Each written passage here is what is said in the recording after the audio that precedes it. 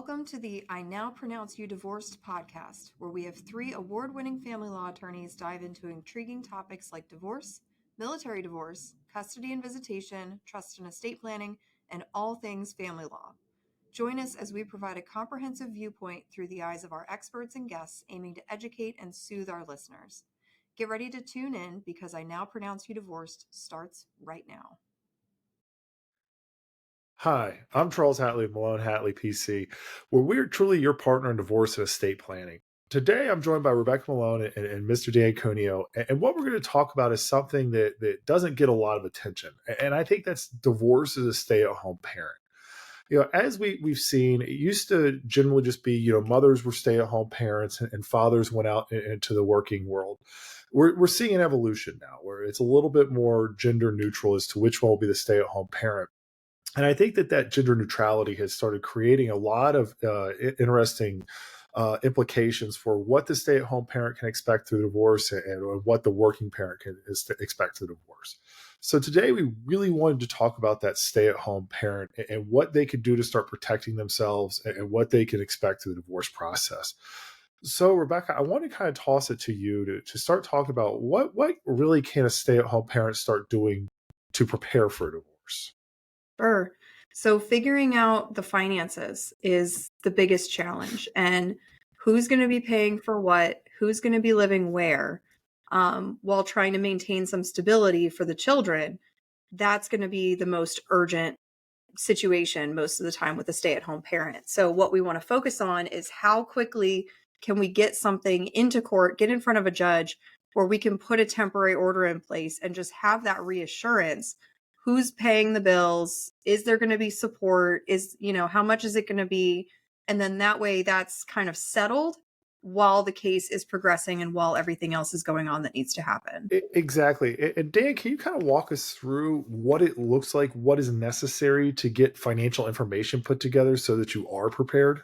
Sure. I want to add one thing to what Rebecca said, because it's absolutely imperative to get into court to receive financial support. But it's also, I always advise clients, what is that support? Like, what are your finances? You have to know that it will help out your attorney too. So it's getting into court and also knowing what's in the checking account, what's in the savings account, what's in the retirement accounts, what does your debt look like, what does your utilities and bills and just everything look like, so we can help when you get into court, that we can show what are those expenses. And it ties into your question as far as preparing for that. What are those reasonable expenses? And the jurisdictions that I'm licensed in, the courts are going to look at what are the reasonable expenses of the spouse that's asking for support. And then the court is going to look at, well, what can the other spouse be able to support? Even though you have X dollars that you need, that doesn't mean that the other spouse can actually provide for that.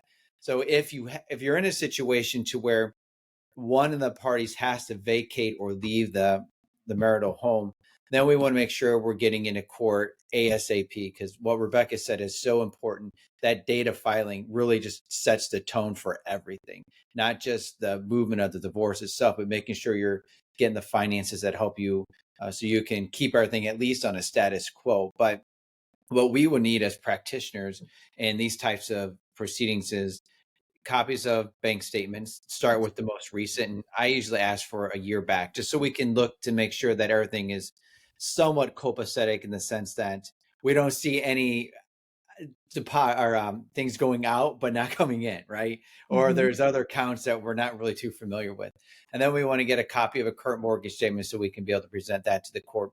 And then if you're representing the client who's in need, if they're working, a copy of their most current works paycheck. But then also, if they're not, why are they not working? Are they a stay-at-home parent, right? Because you could be in a situation where you're just a spouse that's not working but no kids, or you're a spouse that's not working and you have kids, and that need is there because you have to be able to stay home for the children. Or maybe they're in school and you're just trying to apply for a job, but there's nothing available that really kind of fits within that schedule.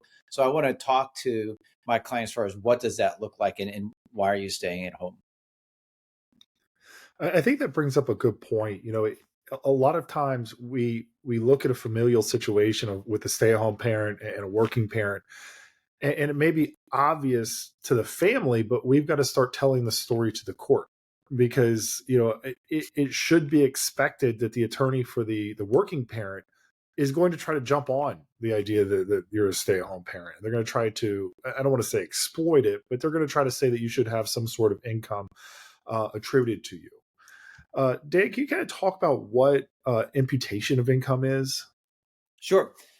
Imputation of income is usually a situation where you have one of the parties who is either not working, is underemployed, or just decides to take a lesser paying job, which is somewhat underemployed, but they think that they can achieve what they need to based upon the current status. Meaning that when we're in court, if I'm representing the client that is uh, relief is being sought from, then we're going to look at the other side and look at what their current work status is, what is their work history, and be able to determine, can we impute more? Meaning, can we ask the court to say, you're earning X dollars, but based upon your experience or based upon the workforce or the jobs that are out there, we think you can earn Y dollars. And then the court would impute the Y dollars to that individual. That doesn't mean that person has to go out and work that job or work those hours, but the court will say, we're going to impute this dollar amount to you. And that's so important because if you're representing the client to where relief is sought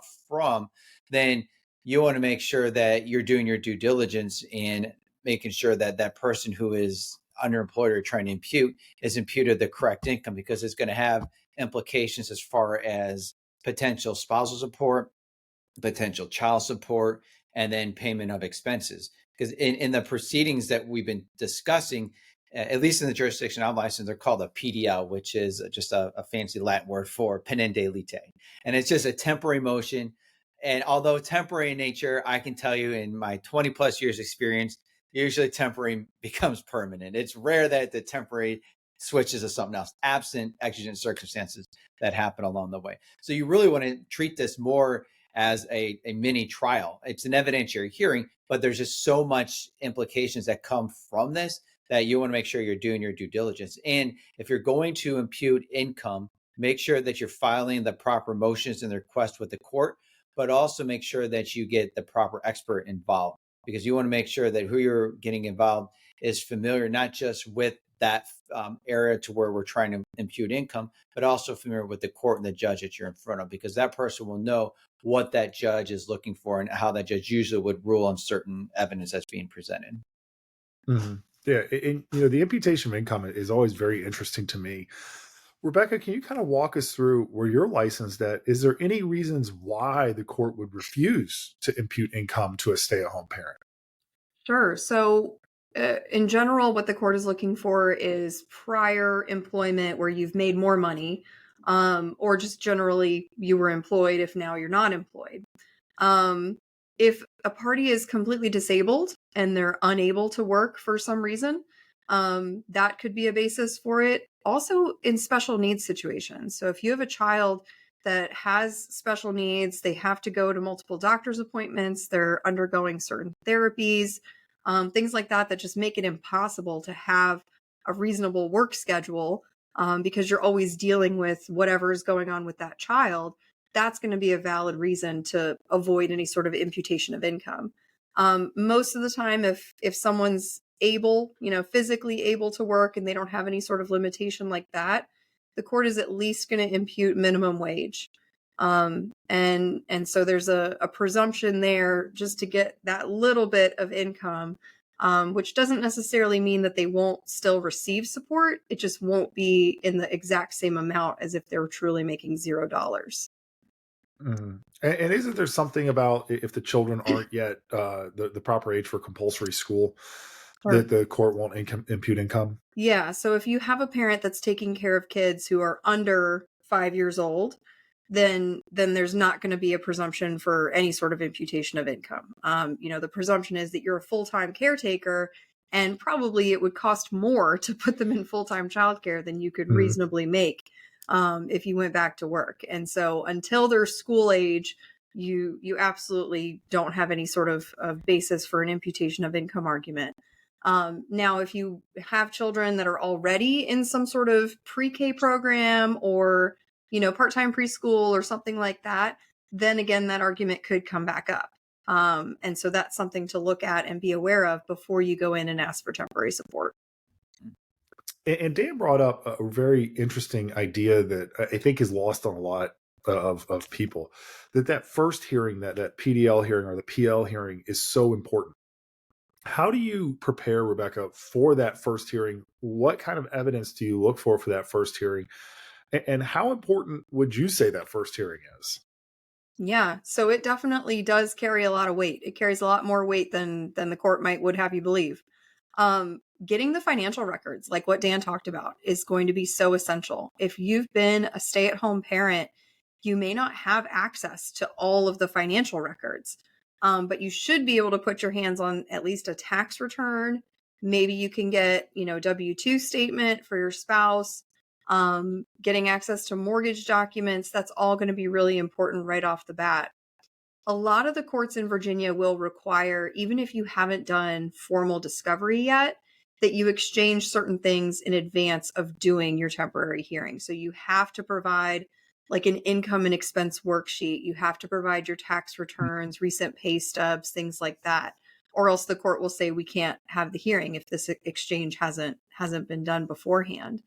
And so, at least you'll have some documents in place, but that's also why we might want to pursue discovery very quickly, or very, soon with filing or immediately after filing, so that we can have the right sort of documents in hand when we go in for that hearing.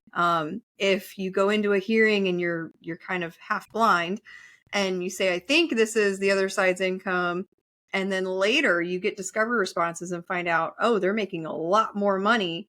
It's not easy to go back and say, oh, I actually, need more support, or they're actually making more than what we initially presented. Absent some sort of emergency, the court is going to keep you with whatever that temporary order is until your final trial. And at the final trial, you can argue for adjustments, to be made all the way back to the date of filing. But there's a really strong presumption that the court was probably right, or at least close to right, when it made the first order. And if it's been working, then they're going to say this is the presumption, and you're sort of fighting an uphill battle if you want to make a modification at that point. Yeah, that's exactly right. It's extremely important to properly plan for that first PL motion. And we keep talking about how important it is to get into court quickly. But the reality is there's more than one party involved in getting in court, right? We have us, we have the court system itself, and we have the opposing party. So Dan, what do you do when the higher earning spouse is dragging their feet or refusing to cooperate on setting a court hearing? Unfortunately, that's a great question, and we see that all the time. It's documenting. It's if they are represented, reaching out to the other side, hopefully trying to come to a resolution pending the hearing or even pending trial. Because these PDLs, I heard you say PL in some other jurisdictions, they're timely, they're costly, and if we can resolve it, that is at least somewhat favorable, or without at least compromising or jeopardizing any rights, that's always the best path forward. But if not, and that other side just being obstinate or just really doesn't care because they think dragging their feet will be advantageous, it may be right now, but in the long run, big picture, it shouldn't be. And that's us as practitioners have to just document that. And that's sending the letters, sending the emails, trying to make the offers, getting in, just setting a hearing with the court and properly noticing it up to the other side. But also in the interim, doing discovery too. I agree with Rebecca. Discovery is so imperative. And at times, we don't want to rush into court to get that date without those documents, because Rebecca's right. It's a hard hill to climb when you're trying to deviate from what the court ruled on, and trying to exceed that. It's so challenging to where if we have that documentation up front, that might facilitate settlement, but also, if not, will aid in the way that you represent your clients. And the attorneys that I've managed in the past and currently manage, I'm a big proponent of discovery, especially right in the beginning. It sets that tone. Now, there are cases where we may not need it, and that's fine. So I'm not advocating every case it requires discovery, but most will. And that's just us doing our job as lawyers or practitioners. It's the due diligence.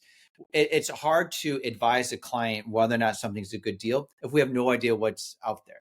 And you can send those letters saying that we advise you to do this and you didn't want to do the discovery. It just makes me uncomfortable as a lawyer to even really propose that and support that, because you're doing such a disservice. One of the things that I've learned when I send out discovery, and everyone likes war stories, right? I think people like to hear them, they learn from them, at least I do. And I always request applications that someone's applied for a loan or a credit card, because more likely than not, you're going to see people inflate their income. And I've used that against the other sides where, oh, I see you're earning X dollars. Well, it doesn't say that on your income and expense statement. So were you lying on your oath here or lying right now to the court? And that's just an easy way to impute the higher income and to put into question the veracity of the other side. And courts put a lot of emphasis on the truthfulness of the party testifying or the evidence being presented, because usually it's going to be one spouse and the other spouse. Now, we may have the expert, which is a vocational expert, come involved. So you may have two experts if you have a counter one. But usually, in my experience, it's going to be one spouse and the other spouse testifying. That's, I love the idea of using the credit applications. That's one of my favorite tools, because, we all know that on some forms we try to people will try to reduce the amount of income they have, while on other documents they try to increase the amount of income they have. And especially where somebody is not a classic W-2 employee, right? A W-2 employee is somebody that goes to work every day, they collect a paycheck, they get a W-2 tax form at the end of the year. If they're a 1099 employee where they're a contract employee, or a K-1 employee where they have an ownership interest in a business, those credit applications become so imperative to try to prove income. One of the things I advise my clients, because we do want to move fast on the PL motion, and some practitioners, some I'm not going to say practitioners, but some opposing parties will drag their feet on providing discovery, is to go get what you think you can get, right? Get bank account statements where the paychecks are deposited into. Get last year's tax filings if you have access to that. Something that would get us to within a stone's throw of an accurate number. And then we can go from there. Hi, this is Dan Cuneo with I Now Pronounce You Divorced. Thank you for taking time to listen to this week's podcast. Please join us next week for part 2.